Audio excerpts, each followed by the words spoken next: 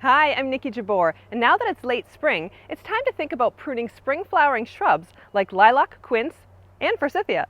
These plants light up the spring landscape, but a little pruning from time to time can encourage healthy plant growth, good form, and even more flowers. Let me show you how to prune spring flowering shrubs. Before you grab your pruning tools, it's important to ask two questions. One, why am I pruning? And two, is it the right time to prune? Let's find out a little more about these questions. So why do you want to prune? You want to prune strategically, for a reason. So take a look at the plant to see if it needs to be pruned. This is my forsythia, which bloomed beautifully just a couple of weeks ago. Should I prune it? Are there any crossing branches that are rubbing up against each other?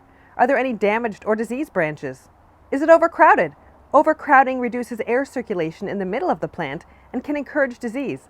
Looking at my forsythia, the answer is a big yes. It's long overdue for a good pruning.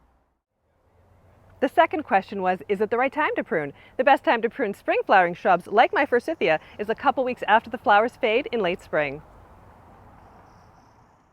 Forsythia is also a popular shrub for both formal and informal hedges, and if a shearing is needed, it should be done in late spring, shortly after the flowers have faded. For this job, you can use hedge shears to shape the plants. All right, we know this plant needs to be pruned, and it's the right time to prune it. The general rule of thumb when pruning is to take off no more than 1/3 of the total plant at any one time. This is to avoid overstressing the plant by cutting it back too hard. This forsythia needs a serious haircut, so I'm probably going to take out about 1/3 of the main branches. If your plant is in relatively good shape and you prune it more regularly, you might only need to prune out the dead branches or the crossing branches. There are two types of tools I'm going to use to prune my forsythia. Hand pruners. I'm using a pair of Felco No. 2s, the classic pruner that makes clean, even cuts. Most hand pruners cut stems up to 3/4 of an inch in diameter, but Felco 2s can cut branches up to an inch thick. I'm also using loppers. These heavy-duty lopping shears cut through branches that are up to 2 inches in diameter.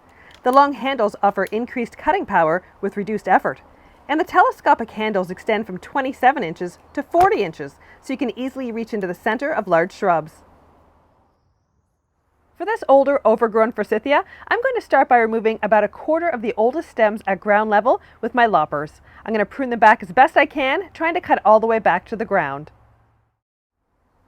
Once the oldest stems have been removed, I'll start thinning the crowded branches in the main canopy. Thinning is done by cutting a branch back to its point of origin on the main stem. This type of pruning cut helps maintain the natural habit of the forsythia. I also want to remove any dead, damaged, or diseased wood, as well as any crossing branches and tall upright shoots that throw off the form of the plant. When you prune, you should always cut back to a node. That's the point where the buds, leaves, or branches originate. Don't cut flush to the branch.